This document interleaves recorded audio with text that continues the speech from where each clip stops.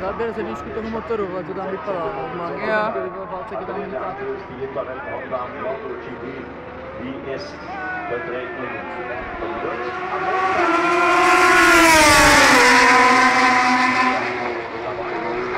Co má zase nějakou flašku.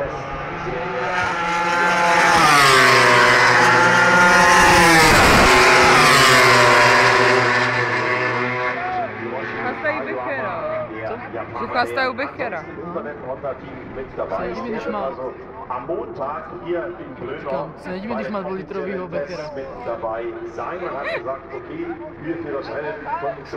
Ale novýho. Novýho, teďka ho zase.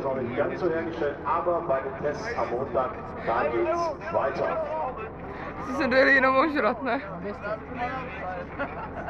Tak mě byste se za to pokuty, jak směneš, tak to uchlastáš na ty. No, Remubin řádí a Marco Simoncelli jako včera opět kačírkou. Marco chce opravdu hodně, nedá se nic dělat.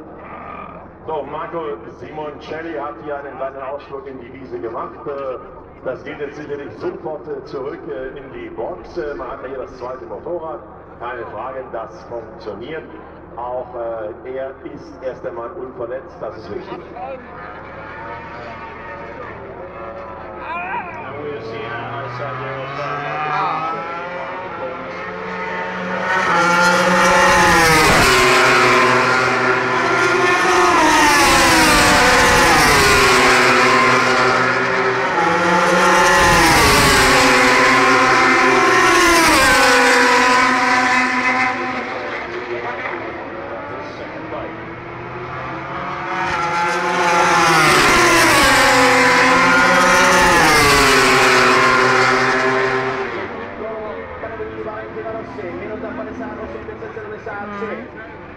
No a na třetí místo propadl z místa druhého, Jorge Lorenzo, minuta 59:37, vy se mezi ní namíkal, Andrea Dovizioso časem, minuta 57.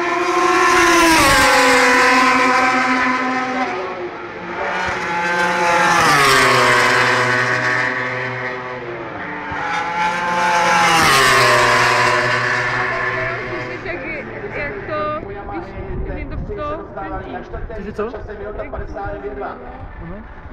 Že jim v tom mlátí jak hajzl, no. Tak bez té spojky, když to tam ubere a to tam bez té spojky. A to tady úplně slyšíš, ne? Na 57,8, takže hlavně ta černá Yamaha, co on jede? Za svým traťovým rekordem, přičemž nejlepší kolo zde na Masarykově okruhu třídě MotoGP vylosoval Valentino Rossi v loňském roce s časem 1:56:1. To znamená, k tomu kvalifikačnímu rekordu ještě je dlouhá cesta, něco přes 1,7 sekundy. Uvidíme, jak to dnešní počasí ovlivní časy i jezdců. No a vidíme, že Lorenzo má stále ještě klid, to znamená, Lorenzo je v dalším kole o 0,3 rychlejší na prvním sektoru, než bylo v kole předešlém, to znamená, tam se to bude ještě samozřejmě hodně míchat do konce této sešní, bývá ještě přes 50. So, die Jungs sind gerade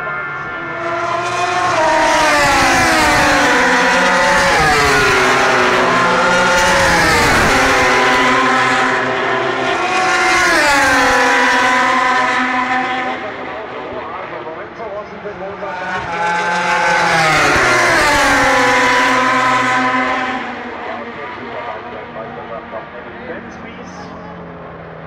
Der hier sich auskennt auf dieser Strecke, der kennt sie.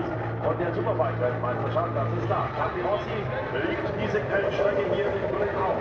Er sagt auch, sie sind zu den besten Strecken, die es gibt. Der Anschluss ist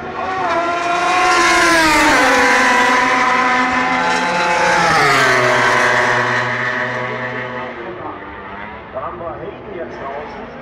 Ricky Hayden, der Mann mit der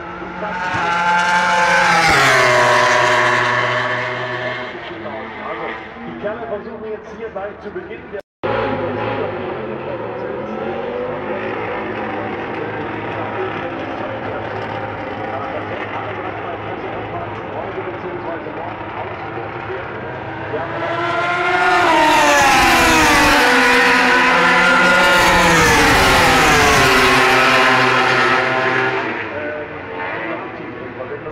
und das wird heute hier gemeinsam mit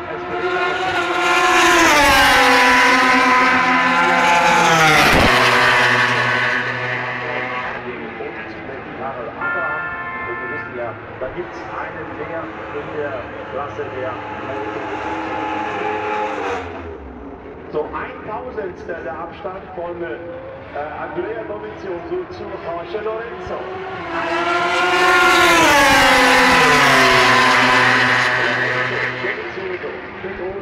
Rossi, Hayden. Und dann kommt ein Riesenlauf von fast 1,5 Sekunden.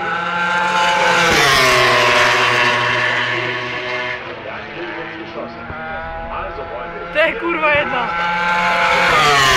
Nechám na věži s Abrahamem, že popije pivečko.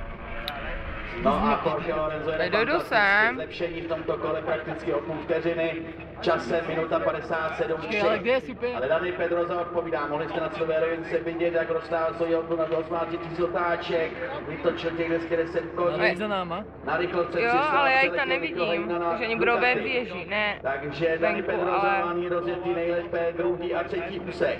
Napiš mu, ať Takže na jdu několik za náma na okamžiků ve pivo. třetím úseku a mohl by to jít útok, dá si na minutu 57.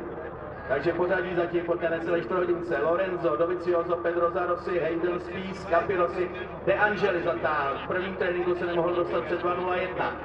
Ráno přes 2 minuty a nyní již jede na 8. místě čase minuta 59,4. Randy Depiny je potom 9.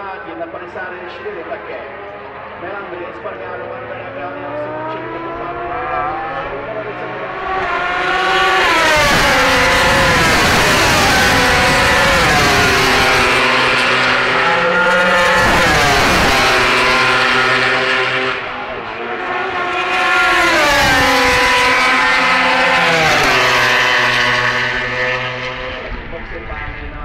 Espargaro a Espargara.